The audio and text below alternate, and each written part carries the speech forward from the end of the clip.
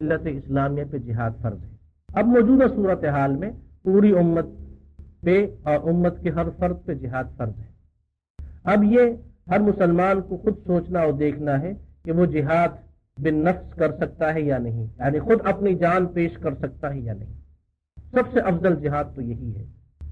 اور اگر ایسا نہیں ہو سکتا تو اپنے مال سے جہاد کریں، اپنے مال سے جہاد کریں، اور اگر مال سے بھی جہاد نہیں ہو سکتا تو اپنی زبان سے جہاد کریں۔ اور جہاد کے معنی ان کفار اور مشرکین اور منافقین اور غیر مسلموں کے خلاف کسی بھی طرح کا کام کرنا۔ تو یہ جہاد جب فرض ہو جاتا ہے ہر مسلمان فرد پہ، اس کی صورت کیا ہوتی ہے، اس چیز کو ہم نے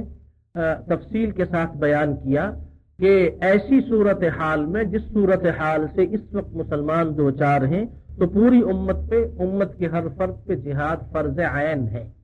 اور جب یہ جہاد کیا جائے تو ارشاد فرمایا کہ اس جہاد کے ضمن میں ہمارے سامنے بعض وہ واقعات بھی ہوں جن میں یہ آتا ہے کہ رسول کریم علیہ الصلاۃ والسلام نے ان لوگوں کے بارے میں عام حالت میں قتل کا حکم دیا جنہوں نے اللہ کو اور اس کے رسول کو ستایا تھا۔ یہ جو صورتیں بیان ہوئی ہیں ان کا تعلق میدان سے ہے یا کفار کی جماعت سے ہے کہ وہ حملہ کریں یا تم ان پہ حملہ کرو، لیکن ایک عام حالت ہے کہ کوئی فرد یا کوئی قوم اللہ کو اور اس کے رسول کو اذیت دے رہے ہیں۔ کس طریقے پہ، کس معنی میں؟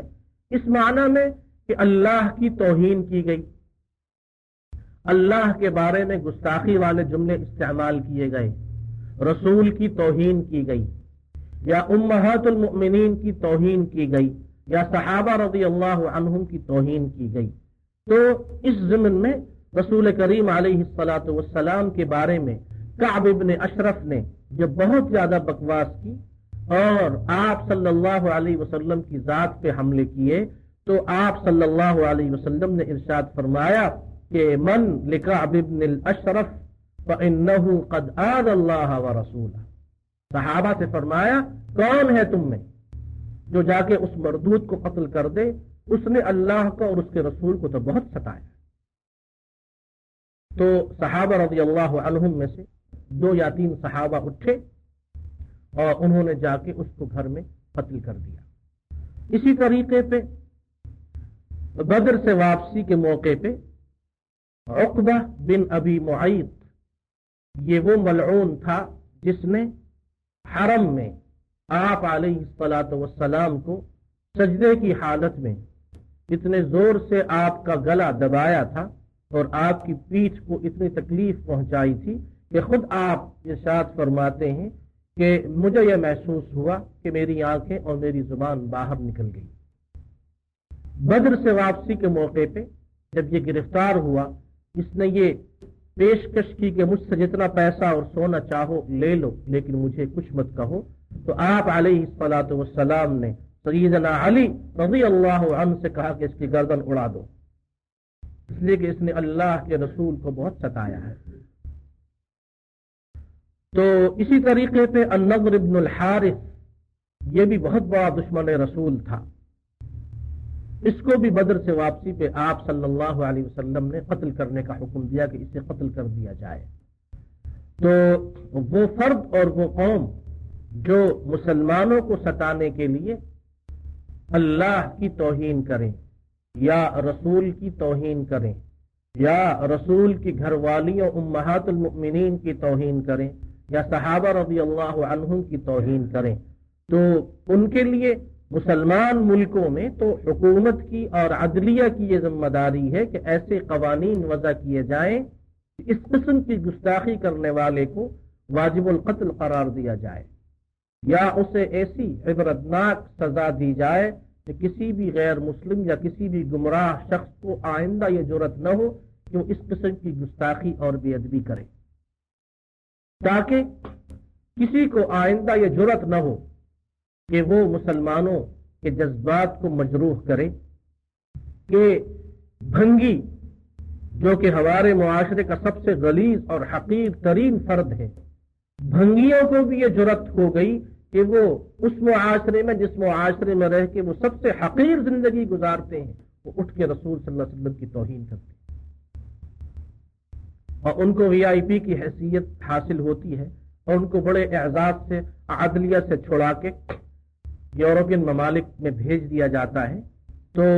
یہ اصل میں تعزیانہ ہے اور عبرت ہے مسلمانوں کے لیے کہ اتنی تمہاری حیثیت کمزور ہو گئی ہے، تم نے اپنے آپ کو اتنا ذلیل اور رسوا کر دیا ہے کہ تمہارے ملکوں میں تمہارے معاشرے میں رہنے والے بھنگی بھی تمہارے رسول کی توہین کرتے ہیں اور تمہارے اللہ تمہارے معبود حقیقی کی توہین کرتے ہیں۔ تو اگر سزا سخت ہو اور لوگوں کو یہ علم ہو جائے کہ مسلمان کسی بھی صورت میں اپنے اللہ، اپنے رسول اور اپنی ماؤں، روحانی ماؤں اور اپنے صحابہ کے بارے میں گستاخی برداشت نہیں کر سکتا، کسی کو یہ جرأت نہ ہو کہ وہ سلمان رشدی بنے یا وہ تسلیمہ نسرین بنے یا کچھ اور بنے۔ ان کو یہ جرأت اس لیے ہوتی ہے کہ ان کو علم ہے کہ ان کے روحانی بڑے ان کو کسی بھی وقت ان ملکوں سے اپنے ہاں بلا سکتے ہیں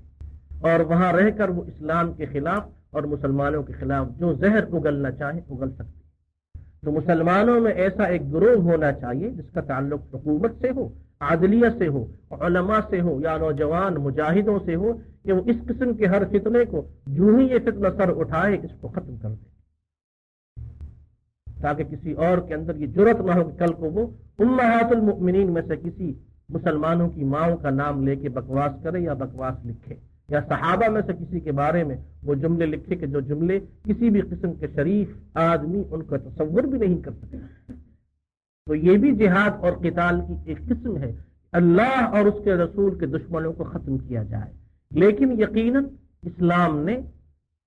ہر عمل اور ہر معاملے کے لیے آداب اور قیود مقرر کی ہیں۔ یہ مسئلہ اتنا عام بھی نہ ہو کہ ہر آدمی قانون کو ہاتھ میں لے کر دوسرے انسانوں کا خون بہانا شروع کر دے، خواہ وہ غیر مسلم ہی کیوں نہ ہو، اور اتنا عام نہ ہو کہ ایک دوسرے کی مسجدوں یا عبادت گاہوں پہ حملے ہونے لگیں اور بے گناہ لوگوں کا خون بہایا جائے۔ اس کے لیے یہ ضروری ہے کہ مملکت کے جو ذمہ دار لوگ ہیں، جن میں عدلیہ اور علماء دونوں ہیں، ان کی یہ ذمہ داری ہے کہ اس سلسلے میں قانون وضع کیا جائے۔ اس قانون پر عمل کرنا اس ملک کے ہر شہری کے لیے ضروری ہو، خواہ وہ مسلم ہو یا غیر مسلم ہو، قادیانی ہو یا منافق ہو یا مسلمان ہو، کوئی بھی ہو۔ جب وہ اس ملک کا شہری ہے، اس کے لیے ضروری ہے کہ اپنے اس ملک میں رہتے ہوئے وہ قوانین پہ عمل کرے۔ ایسے قوانین وضع کیے جائیں کہ مسلمانوں یا غیر مسلموں میں سے کسی بھی فرد کو یہ اختیار حاصل نہ ہو کہ وہ قانون کو ہاتھ میں لے لے۔ اس لیے کہ اگر لوگ خود بدلے لینے شروع کر دیں اور لوگ خود اپنے ہاتھ سے اپنے دشمنوں اور اپنے دین کے دشمنوں کو ختم کرنا شروع کر دیں تو پھر یہ عام معاشرے اور عام لوگوں میں فساد اور خون ریزی پھیل جانے کا اندیشہ ہوتا ہے، جس کی وجہ سے بعض اوقات وہ کام کہ جو صحیح نیت کی بنا پہ کیا جاتا ہے اس کا نتیجہ بھی اس طریقے پہ برآمد نہیں ہوتا جس کی وجہ سے یہ کام کیا جاتا ہے۔ تو اس لیے عام آدمی کو یہ اختیار نہیں ہے کہ وہ بغیر حکومت کی اجازت کے، بشرطے کہ حکومت اسلامی قوانین پہ عمل کرنے والی ہو اور علماء کی اجازت سے، جب تک، اس لیے کہ وہ قرآن و سنت کا، شریعت کا علم جانتے ہیں، کسی شخص کو یہ اختیار نہ دیا جائے کہ وہ کسی انسان کا خون بہائے، اس لیے کہ وہ انسان خواہ غیر مسلم ہی کیوں نہ ہو۔ انسانی خون کی حرمت بڑی شدید ہے اور بڑی عظیم ہے۔ کسی بھی انسان کا خون بہانا، خواہ وہ غیر مسلم ہو، بغیر گناہ کے کسی بھی طرح جائز نہیں ہے، اور اسلام نے اس بات کو پسند نہیں کیا۔ جہاد اور قتال کے آداب کے ضمن میں بیان کیا گیا کہ کسی عورت پہ ہاتھ نہیں اٹھانا، بوڑھے پہ ہاتھ نہیں اٹھانا، کسی سب یا اس مسلک کے جو بڑے دیندار لوگ ہیں ان کو تکلیف نہیں پہنچانی، کسی غیر مسلم کی عبادت گاہ کو نقصان نہیں پہنچانا، فصلوں اور تجارت کو نقصان نہیں پہنچانا، گھروں اور ان کے رہائشی علاقوں کو نقصان نہیں پہنچانا۔ یہ آداب اور یہ وہ قیود ہیں جن کو ہم آئندہ تفصیل سے پڑھیں گے۔ تو جہاں جہاد اور قتال کے ان مسائل کو بیان کیا گیا، وہاں انسان کی حرمت کو بھی مد نظر رکھا گیا کہ یہ جہاد اور قتال، اس کے لیے ضروری ہے کہ جہاد اور قتال کرنے والی جماعت کا ایک امیر ہو، اور وہ اللہ اور اس کے رسول کے قوانین کے مطابق اس چیز کو لے کے چلے۔ تو ارشاد فرمایا کہ یہ جہاد اور قتال ہے جس کے مسائل کو یہاں سے بیان کرنا شروع کیا گیا، اور قرآن پاک میں جہاد فی سبیل اللہ اور قتال فی سبیل اللہ کو اتنی اہمیت دی گئی ہے کہ جہاد فی سبیل اللہ کے لیے تقریباً 26 صیغہ استعمال کیے گئے، اور قتال فی سبیل اللہ کے لیے تقریباً 80 کے قریب صیغہ استعمال ہوئے، اور قرآن کی کئی صورتیں احکام اور جہاد یعنی احکام جہاد اور احکام قتال سے متعلق ہیں۔ مثلا سورہ انفال، یسألونک عن الانفال، اس کا ایک نام ہے سورہ بدر، اس سورت میں بدر کے واقعات ہیں، اور پھر سورہ توبہ براءۃ من اللہ ورسولہ، اس سورت میں بھی تفصیل سے قتال اور جہاد کے مسائل موجود ہیں۔ سورت الحدید میں جہاد اور قتال کے آلات کو بیان کیا گیا ہے، اور سورہ عادیات تو نام ہی ان گھوڑوں میں جن گھوڑوں پہ سوار ہو کے جہاد کیا جاتا ہے، والعادیات ضبحا فالموریات قدحا فالمغیرات صبحا، تو یہ جہاد کے لیے استعمال ہونے والے گھوڑوں کا ذکر اللہ نے قرآن میں اس طریقے سے کیا کہ مستقل ایک سورت ہی اس نام سے موسوم کر دی گئی۔ سورہ احزاب میں بھی قتال اور جہاد کا ذکر ہے، اور سورہ محمد کا دوسرا نام ہی سورہ قتال ہے۔ سورہ الصف اور سورہ الفتح میں بھی یہی مضمون موجود ہے۔ خود سورہ بقرہ میں کئی مقامات پہ جہاد و قتال فی سبیل اللہ کے احکامات اور مسائل اور آیات موجود ہیں۔ سورہ آل عمران میں، سورہ مائدہ میں اور سورہ نساء میں جہاد اور قتال سے متعلق احکامات اور آیات موجود ہیں۔ محدثین نے احادیث کی کتب میں ہر کتاب میں مستقل الگ ایک حصہ اور مختلف ابواب یعنی بابوں کا مجموعہ کتاب الجہاد یا ابواب الجہاد کے نام سے ملتا ہے، جن میں ہزاروں احادیث کو جمع کیا گیا ہے جن کا تعلق قتال اور جہاد سے ہے۔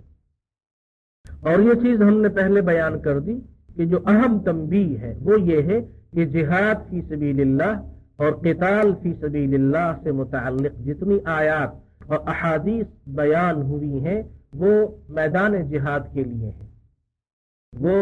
دین کے غلبے کے لیے کی جانے والی دوسری کوششوں اور راستوں سے متعلق نہیں ہے۔ مثلا دعوت و تبلیغ والا راستہ یا دین کے حاصل کرنے والا راستہ یا دینی مدارس میں پڑھنے کا طریقہ یا دینی کتابوں کی اشاعت کا طریقہ یا راستہ اور ذریعہ یا اس طریقے کی جو اور صورتیں ہیں جن میں دین کو پھیلایا جاتا ہے، دین کو غالب کرنے کے لیے کوشش کی جاتی ہے، یہ تمام وہ ذرائع اور اسباب اور طرق طریقے ہیں جن میں انسان بہرحال کوشش کرتا ہے، اور یہ جہاد کی قسموں میں سے ایک قسم ہے۔ لیکن وہ آیات جن میں اللہ کے راستے میں نکلنے اور اللہ کے راستے میں نکلنے والوں کے فضائل بیان ہوئے ہیں، وہ آیات اور وہ احادیث جن احادیث میں فضیلتیں اور فضائل بیان ہوئے ہیں ان کا تعلق جہاد بالسیف سے ہے۔ وہ میدان جس میدان میں لڑائی لڑی جاتی ہے، اس میدان میں حاضری کے لیے یا دشمنان دین سے لڑنے کے لیے جو سفر اختیار کیا جاتا ہے وہ حقیقت میں وہی راستہ ہے، اور یہ وہ حقیقت میں وہی عمل ہے جس عمل کے لیے خاص طور پہ یہ آیات اور یہ احادیث بیان کی گئی ہیں۔ دین سیکھنا سکھانا، قرآن سیکھنا اور سکھانا، اور اس طریقے پر جو دوسرے اعمال صالحہ ہیں، دعوت و تبلیغ والا کام ہے یا دین کی نشر و اشاعت والا کام ہے، دین کے سیکھنے اور سکھانے والا کام ہے، عقائد اور حلال و حرام اور مسائل کے سیکھنے سکھانے کا بیان ہے، اس کی مستقل اپنی الگ فضیلتیں ہیں جو قرآن میں بھی موجود ہیں، احادیث میں بھی موجود ہیں۔ لیکن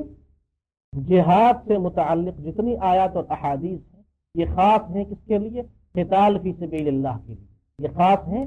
قتال فی سبیل اللہ کے لیے۔ تو اگلی نشست میں انشاءاللہ ہم ان آیات کو اور ان احادیث کو پڑھیں گے جن میں امر کا صیغہ استعمال ہوا ہے۔ اللہ نے اپنے رسول کو اور ایمان والوں کو حکم دیا ہے کہ جہاد کیا جائے، اور پھر اس جہاد سے متعلق جو دوسرے مسائل اور فضائل ہیں ان کو انشاءاللہ اگلی نشست سے ہم ان کا آغاز کریں گے۔ صلی اللہ وسلم علی سیدنا محمد وعلی آلہ وصحبہ اجمعین۔